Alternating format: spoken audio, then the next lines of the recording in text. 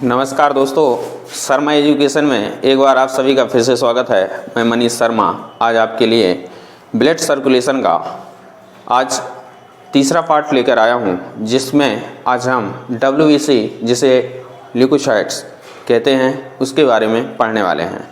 इससे पहले के वीडियो में आपने देखा था RBC के बारे में कि RBC आखिरकार होती क्या है, RBC के कार्य क्या होते हैं, RBC हमारे शरीर में किस प्रकार से कार्य करती है, उसका मुख्य रूप से किसका परिवहन करना होता है, इसमें हीमोग्लोबिन पाया जाता है, इसमें इनका रंग लाल होता है क्योंकि इन्हें रक्त कणिकाएं इन्हें कहते हैं, ठीक है, रेड ब्लड कॉर्पसल्स कहलाते हैं ये। तो इस तरह से हमने उनके बारे में पिछली वीडियोस में देखा था।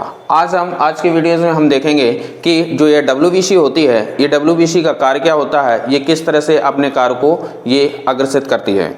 तो हम देख रहे हैं ल्यूकोसाइट्स। ल्यूकोसाइट्स का मतलब ये होता है, ल्यूकोसाइट्स का मतलब होता है कि इनकी जो सेल्स होती है उसके सेल्स में कोई वर्णक नहीं होता है, और किसी भी चीज़ में अगर कोई वर्णक नहीं होता है, कोई कलर नहीं होता है, तो फिर वो कैसा दिखता है, आपको सफ़ेद कलर का दिखता है। इसलिए इन्हें ल्यूकोसाइट्स या WBC व्हाइट ब्लड कॉर्पसल्स यानी कि श्वेत रक्त कणिकाएं कहते हैं, ठीक है। तो देखते हैं इसके कुछ महत्वपूर्ण पॉइंट हैं जिन्हें हम देखते हैं। तो इसमें सबसे पहला पॉइंट तो हम यही बोलेंगे, इसमें कोई वर्णक नहीं होता है, इसमें कोई वर्णक नहीं होता है, ठीक है। इस सबसे पहली विशेषता है कि इसमें क्या होता है, कोई वर्णक नहीं होता है, ठीक है। ये पूछा जाता है कि ब्लड के कौन सी सेल में कोई वर्णक उपस्थित नहीं होता है, तो आपकी WBC है जिसमें आपको कोई भी वर्णक नहीं मिलता है। इससे पहले आपने RBC जब पढ़ा था तो उसमें आपने देखा था कि उसमें हमने बोला था RBC में कोई भी केंद्रक नहीं पाया जाता है, ठीक है। लेकिन लामा और ऊंट ऐसे दो जीवों के नाम बताए थे, स्तनपायी जीवों को, जिसमें केंद्रक उपस्थित होता है। लेकिन ये जो WBC है, इस WBC की जो सेल्स होती है इसमें सभी में क्या होता है, न्यूक्लियस उपस्थित होता है। न्यूक्लियस, तो याद रखना इसमें क्या होता है, न्यूक्लियस। इसमें न्यूक्लियस क्या होता है, प्रेजेंट होता है,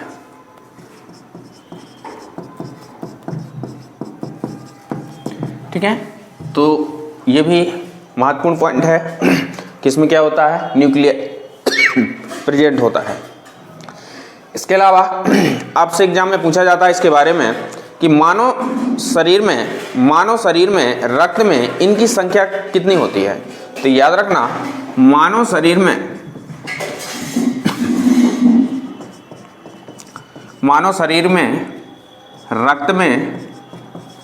रक्त में इनकी संख्या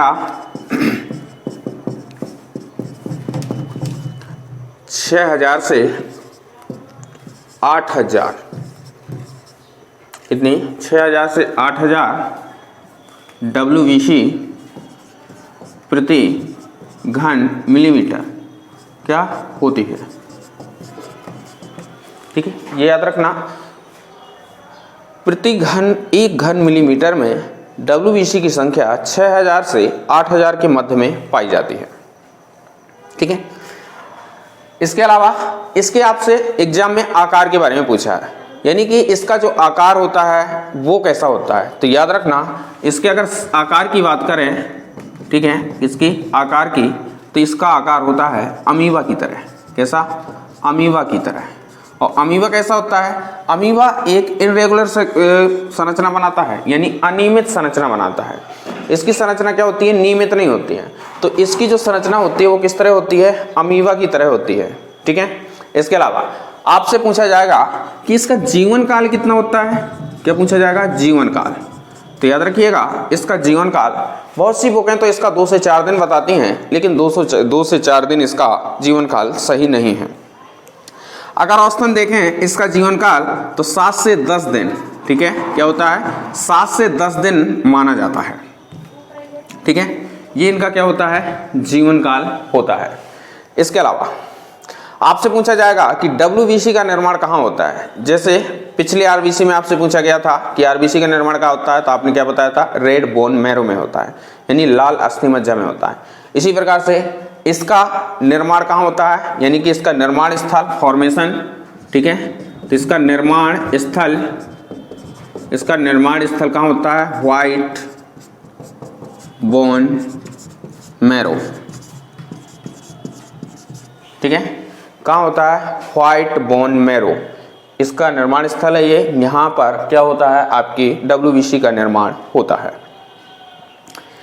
अब हम देखते हैं WBC के प्रकार।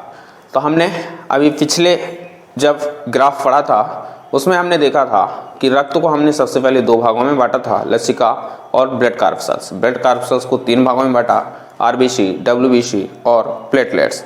इसके बाद WBC को भी हमने बांटा था दो भागों में, एक ग्रेन्युलो और एक अग्रेन्युलो। तो इसी प्रकार यहाँ पर हम देखेंगे ये जो WBC होती है, WBC इसको हम सबसे पहले दो भागों में बांटेंगे, ठीक है। कौन सी? एक ग्रेन्युलोसाइट, ग्रान्युलोसाइट,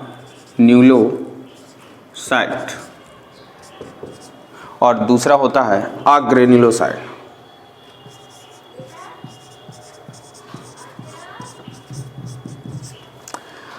अब ये होते क्या हैं? तो देखिए हमने बताया था इसका मतलब होता है कणिकामय। क्या होता है? कणिकामय, ठीक है। और इसका मतलब क्या होता है? अकणिकामय। क्या होता है? अकणिकामय, यानी ऐसी सेल जिसकी बाहरी भित्ति में या बाहरी सतह में कण चिपके हुए होते हैं। जैसे ये एक सेल है और इसकी बाहरी जो सतह है इसमें ऐसे ऐसे कण चिपके होंगे, तो ऐसी WBC क्या कहलाती है? ग्रेन्युलोसाइट्स कहलाती हैं। और ऐसी सेल जिसकी बाहरी सतह पर कोई कण उपस्थित नहीं होता है, उसकी कोई बाहरी सतह पर किसी भी प्रकार का कोई भी मॉलिक्यूल्स नहीं मिलेगा, कोई भी अणु या कण नहीं मिलेगा, तो ऐसे जो सेल्स होती हैं वो अग्रेन्युलोसाइट्स कहलाती हैं, ठीक है। तो हम WBC को कितने भागों में बांटते हैं? ग्रेन्युलोसाइट्स और अग्रेन्युलोसाइट्स। इसके बाद हम इन्हें क्या करते हैं? अब हम इन्हें भी बांटते हैं तीन भागों में, ठीक है। कितने भागों में? तीन भागों। सबसे पहले क्या बोलते हैं? इसिनोफिल,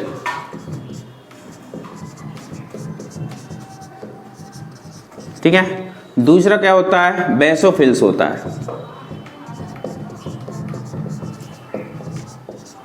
ठीक है। और तीसरी कौन से होते हैं? ठीक है, पहली कौन है? एसिनोफिल्स, दूसरी कौन है? बेसोफिल्स, तीसरी कौन सी होती है? न्यूट्रोफिल्स होती है। कौन सी होती है? न्यूट्रोफिल्स।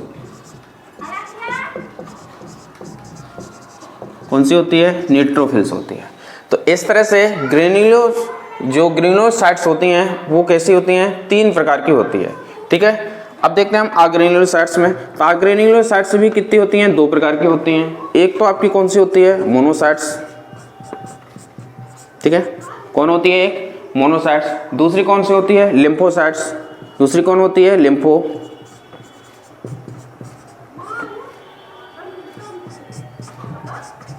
ये होती है।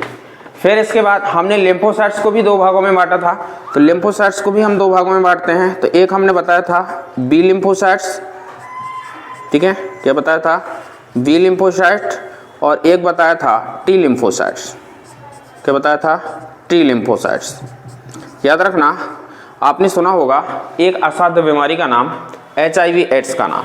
तो ये जो HIV एड्स होता है, ये जो एड्स एक बीमारी होती है वो किससे होती है? HIV वायरस के कारण होती है। और HIV का जब वायरस होता है, जब वो शरीर में प्रवेश करता है तो वो सबसे पहले किसे नुकसान पहुंचाता है या किसे कमजोर करता है? तो याद रखना टी लिम्फोसाइट्स को। किसको? T lymphocyte. तो HIV का जो वायरस है, ठीक है, HIV का वायरस, HIV का जो ये वायरस है ये किसे आघात करता है? टी लिम्फोसाइट्स को करता है। और टी लिम्फोसाइट्स को करने से क्या होता है? शरीर की रोग प्रतिरोधक क्षमता क्या होने लगती है? कम होने लगती है, जिससे हमें अनेक प्रकार की बीमारियां होने लगती हैं। और उन्हीं बीमारियों के समूह को ही हम क्या बोलते हैं? एड्स बोलते हैं। क्या बोलते हैं? एड्स बोलते हैं। इसे हालांकि असाध्य बीमारी कहा जाता है। यह एक असाध्य बीमारी है जिसका कोई इलाज नहीं है, ठीक है, बस सुरक्षा ही इसका इलाज है। तो इसके बारे में हम विस्तृत चर्चा आगे करेंगे। जब हम मानव रोग पढ़ेंगे तब वहाँ पर हम रोगों के बारे में चर्चा करेंगे। फिलहाल अभी हम WBC को देखते हैं। तो देखिए दोस्तों, WBC को हमने सबसे पहले दो भागों में बांटा, ग्रेन्युलो अग्रेन्युलो। ग्रेन्युलो को तीन भागों में बांटा और अग्रेन्युलो को दो भागों में बांटा। अब देखिए अगर देखें तो WBC को हम टोटल कितने भागों में बांट दिए, 5 भागों में। यानी अगर आपसे पूछा जाए कि WBC कितने प्रकार की होती है तो आप बताएंगे 5 प्रकार की होती है। ठीक है, कौन सी? एक तो ये हो गई, दूसरी ये हो गई, तीसरी ये हो गई, चौथी ये हो गई और पांचवी ये हो गई। तो WBC कितने प्रकार हैं आपके? 5 प्रकार हैं। तो WBC कितने प्रकार की होती है? 5 प्रकार की होती है। इसके बाद आप शरीर के अंदर ये जो WBC की जो 5 प्रकार हैं, इसमें से आपके जो न्यूट्रोफिल्स है, ठीक है, सबसे पहले आपसे इनकी संख्या पूछी जाती है एग्जाम में कि ये जो 5 प्रकार हैं, ये 1 2 3 4 5, इनमें 5 प्रकारों में से सबसे ज़्यादा संख्या किसकी होती है WBC में? ये WBC की ये सभी कोशिकाएं हैं, इनमें से सबसे ज़्यादा संख्या किसकी होती है? तो याद रखना WBC में सबसे ज़्यादा संख्या न्यूट्रोफिल्स की होती है। किसकी होती है? न्यूट्रोफिल्स की होती है। ये क्या होती हैं? सबसे अधिक संख्या। ठीक है, सबसे अधिक संख्या। अब जब सबसे अधिक संख्या होती है तो फिर कितनी होती है? तो याद रखना 60 से 65% जो संख्या होती है वो किसकी होती है? आपकी न्यूट्रोफिल्स की होती है। न्यूट्रोफिल्स की संख्या 60 से 65% WBC में केवल इसी की होती है। लेकिन आपसे यह भी पूछा जाता है कि इनमें सबसे कम संख्या किसकी होती है? तो याद रखना बेसोफिल्स की सबसे कम संख्या होती है। किसकी होती है? बेसोफिल्स की। यानी सबसे कम संख्या। तो सबसे कम संख्या की अगर बात करें तो बेसोफिल्स की है। कितनी होती है? तो याद रखना 0.5 से 1%। 0.5 से 1% जो संख्या होती है वो किसकी होती है? आपकी वो होती है आपकी बेसोफिल्स की। अब इनको हम देखते हैं कि इनके कार्य क्या हैं। ये होती हैं अगर आपके शरीर में WBC के रूप में ये 5 प्रकार, तो ये काम कौन कौन से करते हैं इनके बारे में हम देखते हैं। तो देखिए, ये जो न्यूट्रोफिल्स है, एक सेल्स आपको दिख रही है WBC की न्यूट्रोफिल्स, और एक सेल्स दिख रही है मोनोसाइट्स। ये दोनों हमारे शरीर के अंदर संयुक्त रूप से कार्य करती हैं। याद रखना कि ये दोनों न्यूट्रोफिल्स और मोनोसाइट्स, ये दोनों संयुक्त रूप से मिलकर के काम करती हैं, और जब ये मिलकर काम करती हैं तो इनका नाम बदल जाता है और इन्हें फैगोसाइटिक सेल, क्या बोलते हैं? इन्हें फैगोसाइटिक सेल्स कहते हैं। तो याद रखना न्यूट्रोफिल्स और मोनोसाइट्स को संयुक्त रूप से फैगोसाइटिक सेल्स कहा जाता है। ठीक है, तो फिलहाल अभी इतना स्क्रीनशॉट लीजिए, फिर हम इसके बाद आगे देखते हैं कि हमें इसे कैसे करना है। तो चलिए दोस्तों, इनके बारे में हम विस्तृत देखते हैं कि आखिर ये कार्य कैसे करते हैं। सबसे पहले हमने बताया न्यूट्रोफिल्स।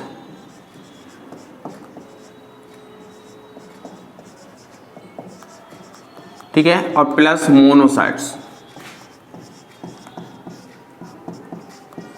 ठीक है, न्यूट्रोफिल्स और मोनोसाइट्स, ये दोनों सेल जो होती हैं WBC की, ये संयुक्त रूप से क्या कहलाती हैं?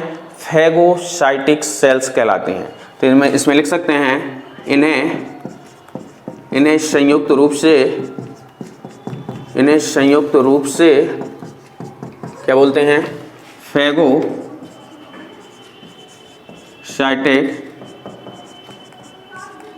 सेल।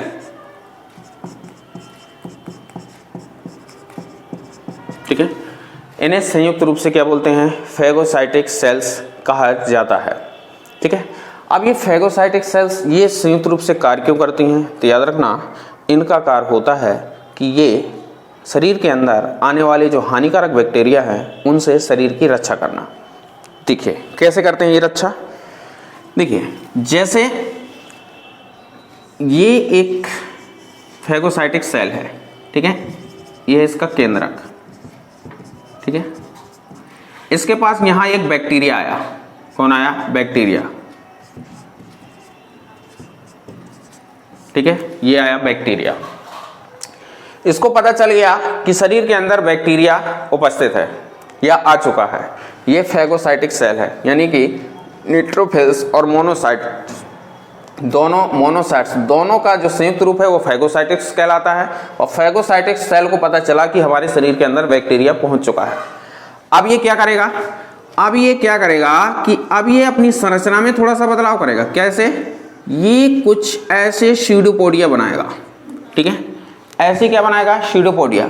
यानी कि अब ये क्या करेगा, ऐसी अपनी आर्म निकालेगा, आर्म यानी कि भुजाएं, ये अपनी शरीर की ऐसी संरचना बनाएगा कि बीच में एक खांच बनाएगा। क्या बनाएगा, एक खांच बनाता है। तो वो जो खांच होता है, इस खांच के अंदर क्या करता है, ये इस बैक्टीरिया को ले लेता है। किसको, बैक्टीरिया को, इसको बैक्टीरिया को ये क्या करेगा, ले लेगा। ये इसका क्या है, केंद्रक है। ठीक है, ये क्या है, इसके सीडोपोडिया।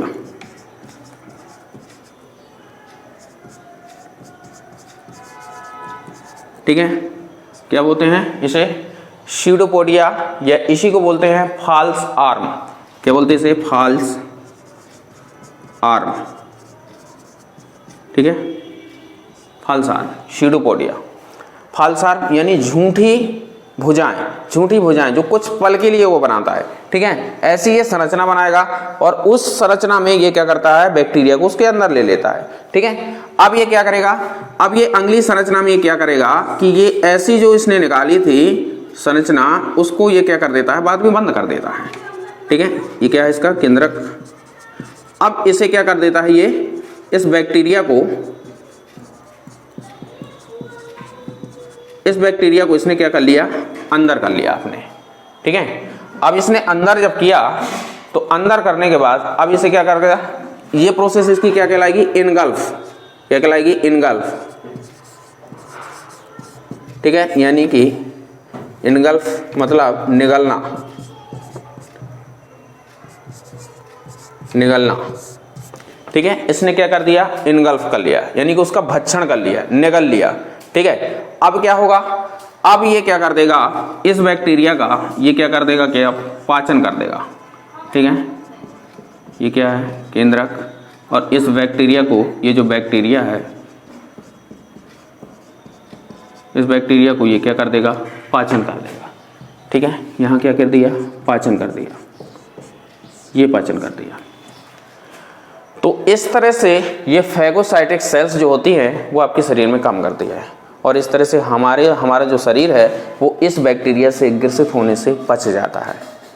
तो इस तरह से ये हमारे शरीर में आने वाले हानिकारक बैक्टीरियाओं से ये क्या करती है, सेल्स हमारी रक्षा करती है। ठीक है, कौन सी सेल है, फैगोसाइटिक सेल। किससे मिलकर बनती है, न्यूट्रोफिल्स और मोनोसाइट्स से मिलकर बनती है फैगोसाइटिक। फैगोसाइटिक की जो संरचना होती है वो अमीबा की जैसी होती है, यानी अनियमित आकार की होती है। ये क्या करती है, जब इसे बैक्टीरिया पता चलता है तो ये सीडोपोडिया बनाती है, यानी फॉल्स आर्म, झूठी भुजाएं बनाती है। ठीक है, फिर उसे भुजाओं के बाद में उसे धीरे धीरे इनगल्फ कर लेती है, यानी उसका भक्षण कर लेती है, यानी कि जिसे निगलना बोलते हैं या भक्षण करना, इसी को क्या बोलते हैं, भक्षण। ठीक है, उसे भक्षण कर लेती है, और जब ऐसे ही उसको भक्षण कर लिया तो फिर उसे डाइजेस्ट कर देती है, यानी कि उसका पाचन कर देती है। ठीक है, क्या कर देती है, पाचन कर देती है। और ऐसी जो क्रिया कहलाती है वो कहलाती है फैगोसाइटोसिस क्रिया। क्या कहलाती है, फैगोसाइटोसिस क्रिया। तो ये जो क्रिया है, ये प्रोसेस है, इसे बोलते हैं फैगोसाइटोसिस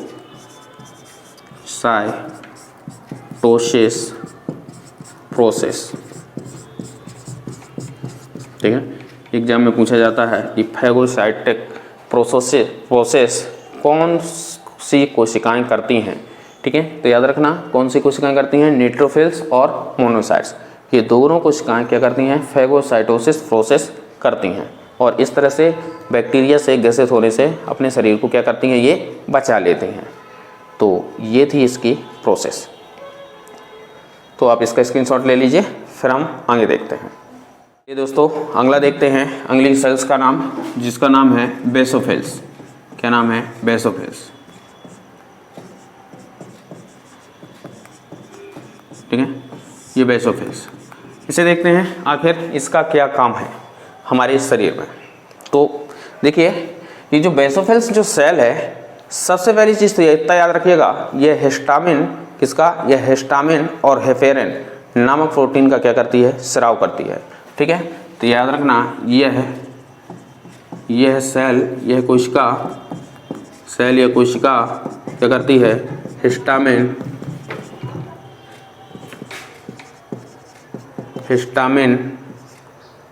और हेपेरिन।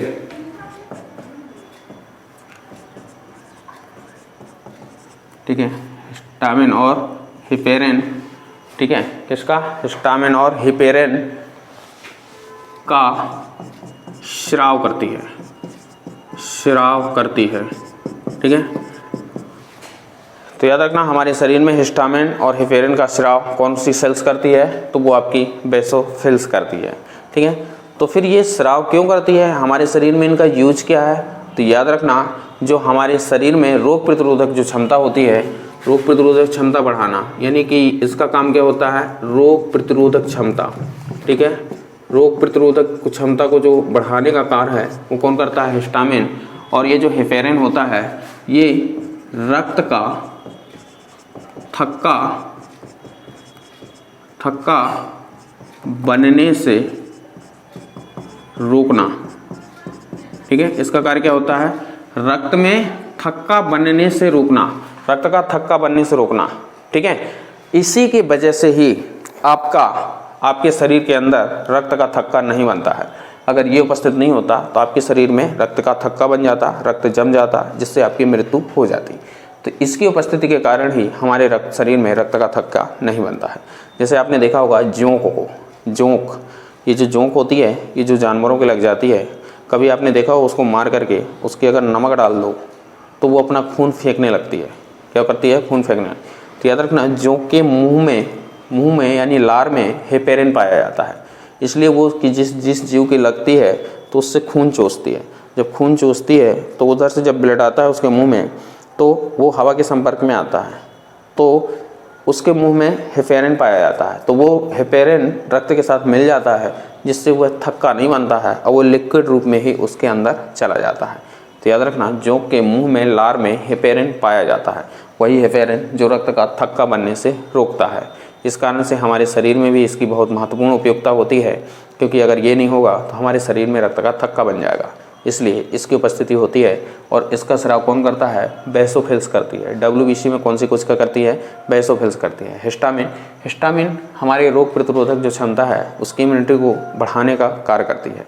तो हिस्टामिन और बेसोफिल्स, हिस्टामिन और हेपेरिन दोनों ही बहुत ही महत्वपूर्ण घटक हैं हमारे शरीर के लिए।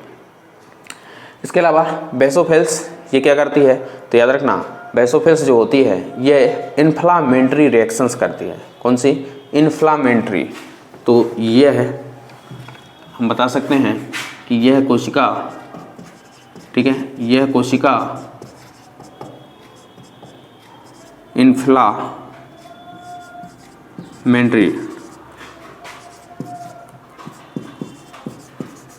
रिएक्शन,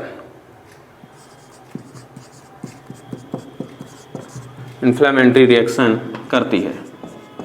ठीक है, ये हमारे शरीर में कौन सी प्रोसेस करती है, इन्फ्लामेटरी रिएक्शंस करती है। कौन, बेसोफिल्स। अब ये क्या होती है इन्फ्लामेटरी रिएक्शन, चलिए इसे देखते हैं क्या है, इन्फ्लामेटरी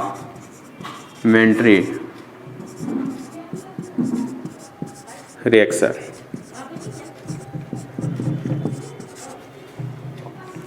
चलिए ये होती क्या है, इस प्रोसेस को भी हम देखते हैं। ठीक है, इसे हिंदी में भी यही बोलते हैं, इन्फ्लामेटरी क्रिया। ठीक है, इसे क्या बोलते हैं, इन्फ्लामेटरी क्रिया या प्रोसेस। ये होती क्या है, तो देखिए जब आपको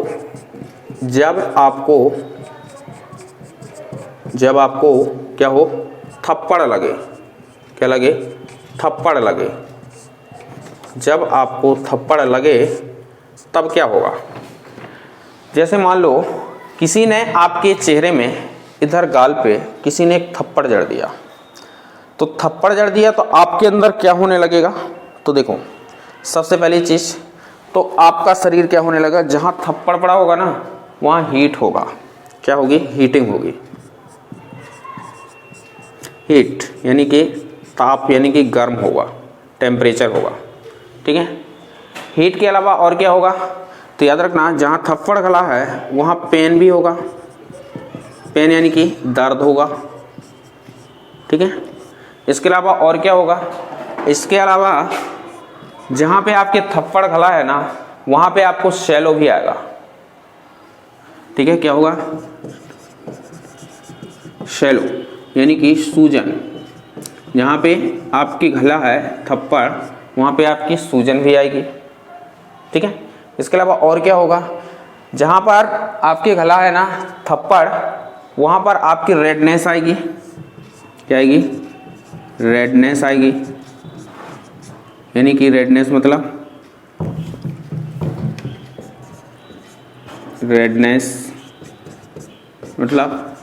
उधर लालपन आ जाएगा, यानी कि लाल लाल हो जाएगा आपके। ठीक है।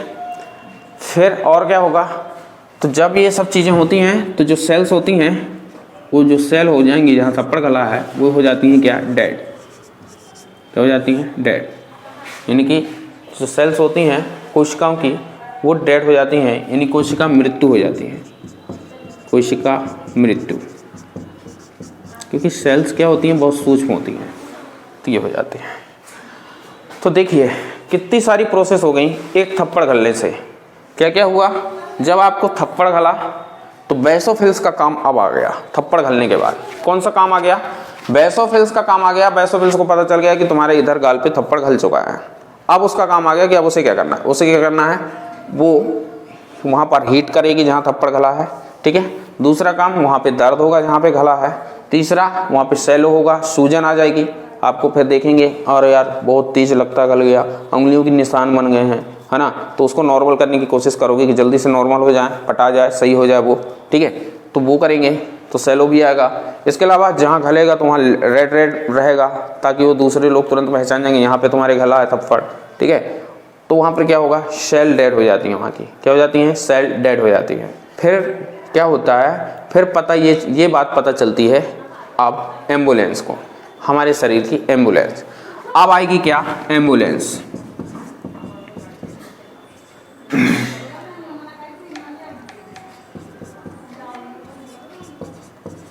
अब आएगी एम्बुलेंस। अब ये एम्बुलेंस आई। एम्बुलेंस क्या है? गाड़ी तो चलती नहीं है हमारे शरीर के अंदर कि मोदी जी ने एम्बुलेंस की व्यवस्था कर रखी है, तो ऐसा नहीं है। हमारे शरीर की एम्बुलेंस है कौन? आरबीसी। कौन है? आरबीसी। अब आएगी एम्बुलेंस, यानी कि आएगी अब आरबीसी। आरबीसी को पता चला कि यहाँ पर इन्फ्लामेटरी रिएक्शंस हो चुका है, यानी कि ये सब गुण आ चुके हैं, इतना सब कुछ हो चुका है जहाँ पे आपके थप्पड़ गल चुका है। अब आया एम्बुलेंस का काम, आरबीसी। और आरबीसी को आपको पता है कि आरबीसी में पाया जाता है हीमोग्लोबिन। क्या पाया जाता है? हीमोग्लोबिन। ठीक है। और ये जो हीमोग्लोबिन होता है ना, ये क्या लिए रहता है? ऑक्सीजन लिए रहता है। हीमोग्लोबिन के पास क्या होती है? ऑक्सीजन। ये सीधे से ऑक्सीजन हीमोग्लोबिन आएगा। ठीक है। और हीमोग्लोबिन के पास आयरन भी होता है और ऑक्सीजन का परिवहन भी कर लिए रहता है, यानी ऑक्सीजन भी लेके चलता है। ये तुरंत पहुंचाता है इन कोशिकाओं के पास, जो मर रही हैं कोशिकाएं, जो डेड हो चुकी हैं, उनके पास ऑक्सीजन जल्दी से लेके जाता है कि भाई यहाँ पर थप्पड़ गल चुका है, अब इनको सेल्स को बचाओ, अन्यथा ये डेड हो जाएंगे कुछ टाइम बाद। तो फिर ये आरबीसी क्या करेगी? हीमोग्लोबिन्स और ऑक्सीजन को लेकर इनकी सेवा में लेकर आएगी। और जैसे ही लेकर आती है तो फिर क्या होता है, हीमोग्लोबिन्स लेकर आती है, इनकी क्या करती है? मरम्मत करती है। क्या करती है? मरम्मत करती है। ठीक है। इनकी मरम्मत इसने की, और मरम्मत की तो क्या हो गया, मरम्मत के बाद ये सेल्स ठीक हो गई। ये सेल्स क्या हो गई? आपकी ठीक हो गई। तो इस तरह से ये बेसोफिल्स जो कोशिकाएं होती हैं, ये आपकी क्या करती हैं? कार्य करती हैं। तो दोस्तों, आपको ये जो रिएक्शंस हैं इनके बारे में समझ में आया होगा कि ये जो बेसोफिल्स है आपके शरीर में किस प्रकार कार्य करती है। तो ये प्रोसेस है, आप इसे एक बार स्क्रीनशॉट ले लीजिए, फिर हम आगे देखते हैं।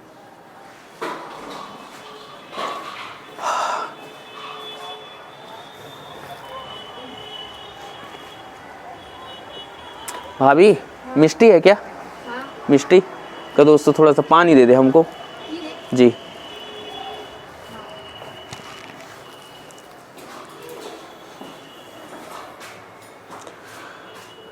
तो दोस्तों, ये प्रोसेस आपको समझ में आई होगी, बहुत ही महत्वपूर्ण है। ये क्वेश्चन आपसे एग्जाम में बहुत बार पूछा जाता है और बहुत बार पूछा गया है कि इन्फ्लेमेटरी रिएक्शंस कौन सी सेल्स करती हैं, तो आपकी कौन सी सेल्स करती हैं, बेसोफिल्स करती हैं। ठीक है, आप ये भी पूछा जाता है कि हिस्टामिन और हेपेरिन का स्राव कौन करते हैं, तो वो कौन करते हैं, बेसोफिल्स करती हैं। ठीक है, ठीक है, और ये कौन सी प्रोसेस करती है, आपकी इन्फ्लेमेटरी रिएक्शंस करती हैं। ठीक है, कौन सी करती हैं, इन्फ्लेमेटरी रिएक्शंस। इन्फ्लेमेटरी रिएक्शंस क्या होती हैं, ये पूरी प्रोसेस हमने समझाई आपको, इसको देख करके वो क्लियर कर लेना है।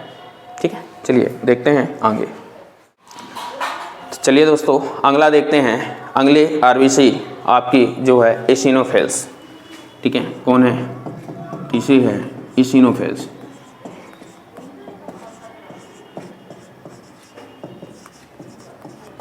एसिनोफिल्स। अब इस आरबीसी की सेल्स का क्या कार्य होता है, सबसे पहला काम यह क्या करती है, यह संक्रमण को रोकती है। अगर आपके अंदर कोई भी संक्रमण बढ़ रहा है तो संक्रमण को रोकने का जो काम करती है वह कौन करती है, संक्रमण को रोकती है। कौन करती है, ये करती है आपकी एसिनोफिल्स।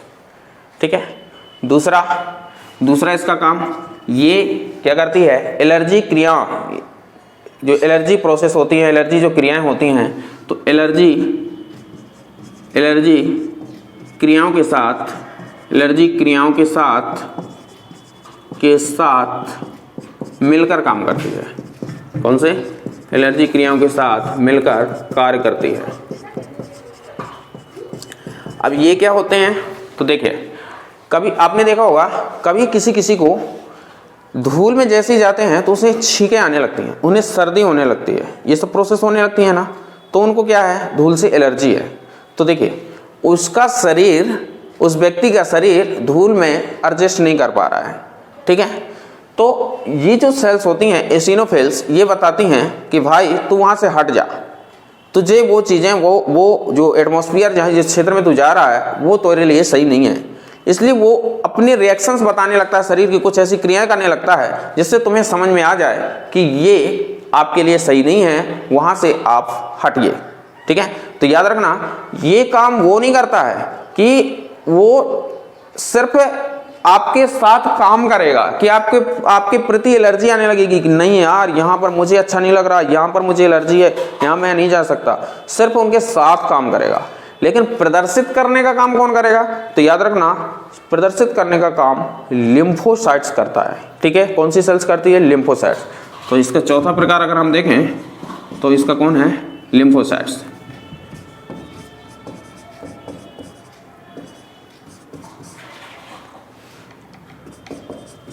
लिम्फोसाइट्स का क्या काम है, लिम्फोसाइट्स का काम होता है कि यह है एलर्जी क्रियाओं को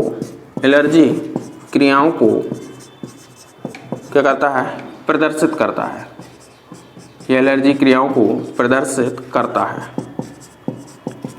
ठीक है, ये क्या करता है, एलर्जी क्रियाओं को प्रदर्शित करता है। यह क्या करता है, एलर्जी क्रियाओं के साथ काम करता है। इसमें अंतर क्या है, देखो उससे वो बताएगा, ये सेल्स बताएगी कि ये इस चीज से तुम्हें एलर्जी है, और ये इसे प्रदर्शित करेगा कि अगर आप यहाँ जाएंगे तो आपको छींके शुरू हो जाएंगे। यानी छींक जो आने का प्रोसेस है वो कौन कर रहा है, लिम्फोसाइट्स कर रहा है। लेकिन जिन चीज से एलर्जी है वो चीज बताने का काम, साथ काम कर रहा है, वो कौन कर रहा है, एसिनोफिल्स कर रहा है। हाँ, ये कितने प्रकार के होते हैं, ये कोशिकाएं, ये 2 प्रकार की होती हैं। कितने प्रकार की, 2 प्रकार की होती हैं। ठीक है, कौन कौन सी होती हैं, इसमें हम बोल सकते हैं एक बी लिम्फोसाइट्स, कौन होती है, बी लिम्फोसाइट्स होती है, और दूसरी होती है कौन, टी लिम्फोसाइट्स। ठीक है, ये कितने प्रकार की होती हैं, 2 प्रकार की, एक बी लिम्फोसाइट्स होती है और एक टी लिम्फोसाइट्स। याद रखना HIV का जो वायरस होता है, HIV का वायरस किसे प्रभावित करता है, तो याद रखना ये करता है टी लिम्फोसाइट्स को प्रभावित। किसे करता है, टी लिम्फोसाइट्स को। सबसे ज्यादा बार अभी तक एग्जाम में पूछा गया है, या तो वो पूछता है ये किसे प्रभावित करता है, तो ये अगर ऑप्शन में नहीं डालेगा तो फिर लिम्फोसाइट्स डालेगा, लिम्फोसाइट्स करना है। लेकिन अगर लिम्फोसाइट्स के प्रकार में पूछ ले कि कौन सा लिम्फोसाइट्स है, बी लिम्फोसाइट्स है या टी लिम्फोसाइट्स है, तो आपको फाइनली किसको लॉक करना है, टी लिम्फोसाइट्स को करना है। यानी टी लिम्फोसाइट्स को यह क्या करता है, यह नुकसान पहुंचाता है, उसे कमजोर कर देता है। तो ठीक है दोस्तों, तो ये थे आपकी WBC जिसमें हमने पूरे प्रकार पढ़ लिए। तो इसका भी आप स्क्रीनशॉट ले लीजिए, फिर हम आगे देखते हैं। तो चलिए दोस्तों, अब हम देखते हैं ब्लड कॉर्पस्कल्स का तीसरा पार्ट जिसे हमने प्लेटलेट्स या हमने थ्रोम्बोसाइट्स जिसे हमने थ्रोम्बोसाइट्स के रूप में बांटा था। तो अब आता है हमारा तीसरा पार्ट थ्रोम्बोसाइट्स,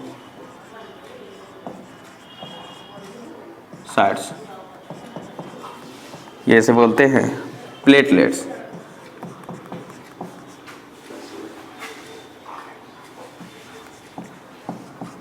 जिसे हिंदी में क्या बोलते हैं, इन्हें हिंदी में क्या बोलते हैं, इन्हें हिंदी में बोलते हैं बिंबाणु या पट्टिकाणु। ठीक है, तो बोल सकते हैं इन्हें पट्टिकाणु, पट्टिकाणु या बिंबाणु। ठीक है, इसे बोलते हैं पट्टिकाणु या बिंबाणु। ठीक है, ये होती है क्या आपकी लिम्फोसाइट्स कहलाती है। ठीक है, हाँ, अब ये क्या होती हैं, सबसे पहले आपको हमने जब ग्राफ पढ़ाया था तब इसके बारे में वहाँ पर हमने आपको विस्तृत तरीके से समझाया था कि ये रक्त का थक्का जमाने का कार्य करते हैं।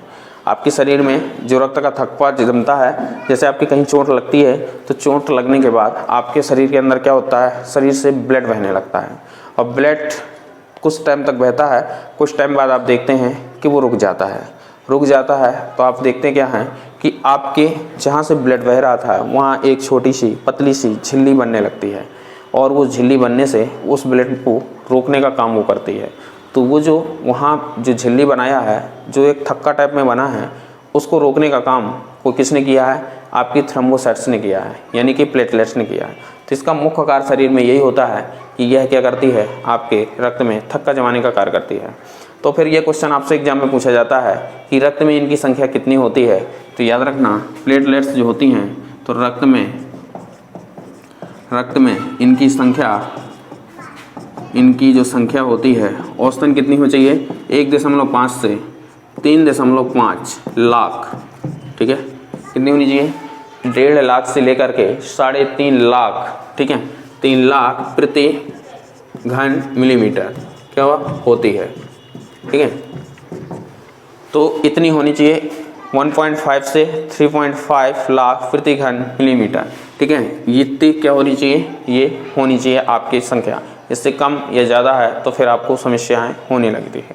ठीक है, इसके अलावा आपसे पूछा जाता है कि इसका आकार कैसा होता है। ठीक है, आकार, तो आकार की अगर हम बात करें तो इसका जो आकार होता है इर्रेगुलर होता है। कैसा होता है, इर्रेगुलर। ठीक है, इसे बोलते हैं अनियमित। कैसा होता है, अनियमित होता है, यानी कि कोई निश्चित नहीं होता है, अनियमित होता है किसी प्रकार का। जिस प्रकार से एक सेल कोशिका होती है उसका होता है, उसी प्रकार से इसका भी होता है। इसके अलावा इसका डायमीटर पूछता है, यानी कि इसका व्यास पूछता है। क्या पूछता है, इसका व्यास पूछता है। तो याद रखना, इसका अगर आपसे व्यास पूछे तो इसका व्यास होता है 2 से 4 मिलीमीटर। 2 से 4 मिलीमीटर ये क्या होता है, इसका व्यास होता है। ये आपसे एग्जाम में क्वेश्चन पूछे जाते हैं, ये पूछे जाएंगे, इसलिए इसको ध्यान से आपको सुनना है। ठीक है, इसके अलावा इसका कार्य क्या होता है, तो कार्य तो आपको सभी को पता है। इसका कार्य होता है रक्त का थक्का बनाना। रक्त का जो थक्का बनाने का कार्य होता है वो किसका होता है, आपके थ्रोम्बोसाइट्स का होता है, यानी प्लेटलेट्स का होता है। तो इसका मुख्य कार्य है आपके रक्त का थक्का बनाना। ठीक है, तो आपसे ये भी क्वेश्चन पूछ सकता है एग्जामिनर कि थक्का बनाने के लिए किन किन चीज़ों की आवश्यकता होती है, कौन सी ऐसी चीज़ है, कौन सी नहीं है, किसकी आवश्यकता होती है। तो याद रखना, थक्का बनाने में सहायक। थक्का बनाने में सहायक क्या क्या होते हैं। सबसे पहले अगर हम खनिज की बात करें, पूछ लेता है आपसे कि खनिज कौन सा लगता है थक्का बनाने में। तो याद रखना, कैल्शियम की आवश्यकता होती है। किसकी होती है, कैल्शियम की आवश्यकता होती है। ठीक है, दूसरा अगर आपसे प्रोटीन पूछ ले, ठीक है, कौन सा प्रोटीन पूछ ले, तो आपको पता है कि प्रोटीन जो होता है वो कौन सा होता है, फाइब्रिनोजेन होता है। कौन, फाइब्रिनोजेन जो प्रोटीन होता है वो क्या होती है, इसकी आवश्यकता होती है रक्त का थक्का बनाने के लिए। लेकिन अगर आपसे पूछ ले कि कौन सा विटामिन की ज़रूरत होती है तो विटामिन के, कौन सा विटामिन के इसकी ज़रूरत होती है आपके रक्त का थक्का बनाने के लिए। इसके अलावा आपसे अगर पूछ ले कि कौन सा एंजाइम की ज़रूरत होती है तो याद रखना पेप्सिन एंजाइम, कौन सा पेप्सिन एंजाइम, ये जो एंजाइम होता है इसकी ज़रूरत पड़ती है आपको रक्त का थक्का बनाने के लिए। तो आपका खनिज है, विटामिन है, प्रोटीन है, एंजाइम है, अगर इन सब की पूर्ति हो जाती है तो फिर आपको रक्त का थक्का बन जाता है। ठीक है, इसके बाद आपसे अगर जीवन काल की बात करें कि इनका जीवन काल कितना होता है, जीवन काल प्लेटलेट्स का, तो याद रखना 7 दिन का होता है। कितना होता है? 7 दिन का। कहीं कहीं 7 से 10 दिन भी मिलेगा, तो याद रखना 7 दिन यानी 1 वीक औसतन माना जाता है कि 1 वीक का होता है। ठीक है, 7 दिन का आपका इसका होता है। तो ये था आपको आपका थ्रोम्बोसाइट्स या प्लेटलेट्स। ठीक है, हाँ एक नोट लिख लीजिएगा, और नोट में आपसे एक पूछा जाता है एग्जाम में कि आरबीसी अनुपाते डब्ल्यूबीसी अनुपाते प्लेटलेट,